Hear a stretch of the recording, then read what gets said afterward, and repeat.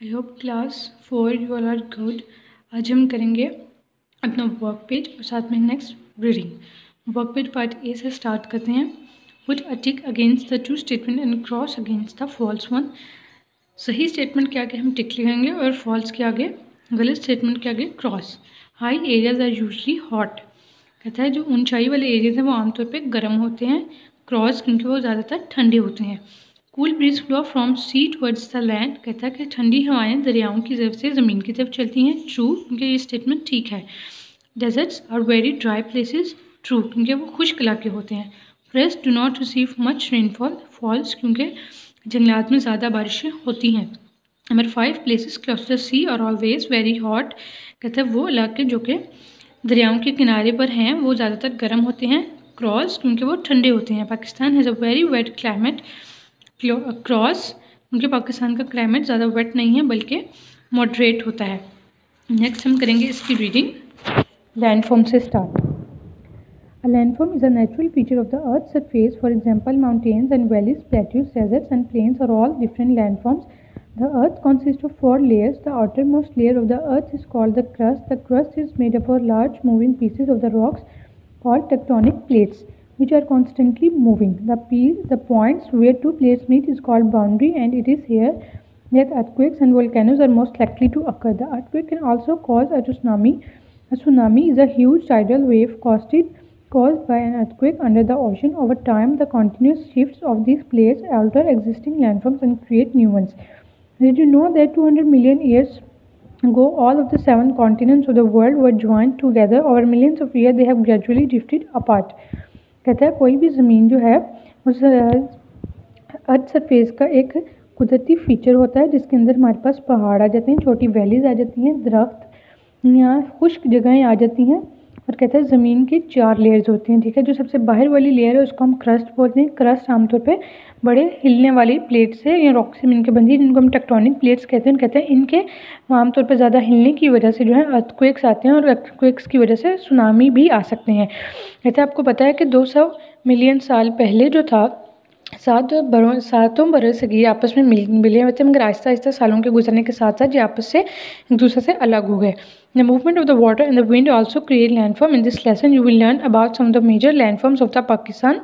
Physical regions of the Pakistan. There are 2 separate physical regions of Pakistan. These are the Western Highlands to the Indus River. These regions are quite different from each other. They have their own landforms, climate and vegetation. These differences have an effect on the lives of people. कहते हैं इन्हीं differences की वजह से लोगों की ज़िंदगी के ऊपर असरात भी मुरतब होते हैं। Western Highlands. The Western Highlands are situated in the west and the north of the country. They begin near the Makran coast in the south and cover most of the Balochistan.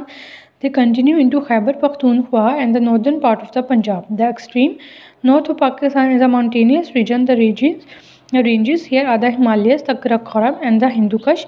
Himalayas, the southern range in Rawalpindi district is the Shivaliks or sub-Himalayas. These mountains rise to a height of 600 to 1200 meters above sea level.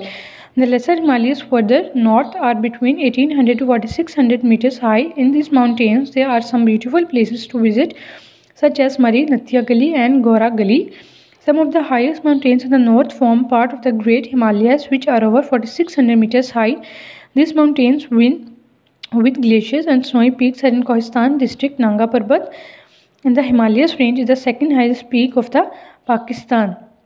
कहता है जो western highlands आ जाते हैं हमारे पास वो हमारे waste और north of the country के अंदर आ जाते हैं। इसके अलावा यहाँ पे हमारे पास कहता है खैबर पख्तूनख्वा और नॉर्थ पार्ट ऑफ पंजाब भी शामिल है। एक्सट्रीम नॉर्थ ऑफ पाकिस्तान जो कहता है वहाँ पे बहुत ज़्यादा जो है पहाड़ी इलाके मौजूद हैं। हिमालयस की बात करें तो कहता है साउदर्न रेंज जो आ जाती है रावलपिंडी डिस्ट्रिक्ट की वो शिवालिक्स और सब हिमालयस में आ जाती हैं। इसकी हाइट जो है 600 से 300 मीटर जो है वो सी लेवल से ऊपर आती है। इसके अलावा लेसर हिमालयस आ जाते हैं हमारे पास। कहता है कि कुछ हाईएस्ट माउंटेन्स जो हैं वो हमारी ग्रेट हिमालयस का पार्ट होती हैं जो कि 4600 मीटर्स हाई हैं, जो कि सबसे ऊंची है। इसके अलावा इसके अंदर कहता है कि हमारी सेकंड हाईएस्ट पीक जो है पाकिस्तान की नागा पर्वत वो भी शामिल है, the Karakoram mountains.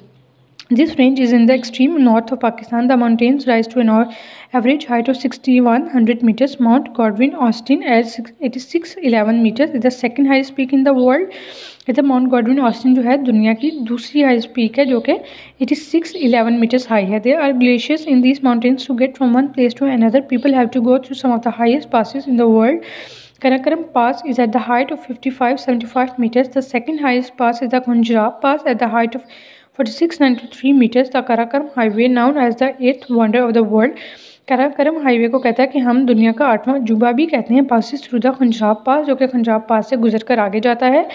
This highway connects Pakistan और चाइना. पाकिस्तान और चाइना इसकी वजह से आपस में मिलते हैं. द हिंदू कश.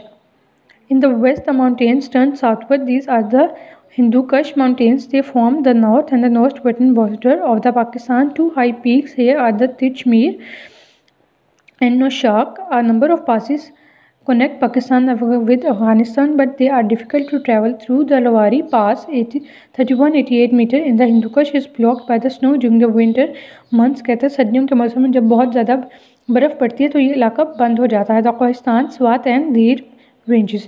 In the south of Hindu Kush, there are a number of ranges which cross Chitral, Swat and Dhir. There are rivers here on which the dams have been built to irrigate the valleys and also to generate electricity. कहते हैं इन इलाकों में dams बनाए गए हैं ताकि वो बिजली पानी मुहैया कर सके. The Safedko and Waziristan hills form a barrier between Pakistan and Afghanistan. For centuries, travelers, traders and invaders have crossed these mountains through natural passes running through them. The best known pass here is Khyber Pass, which links Peshawar and Kabul.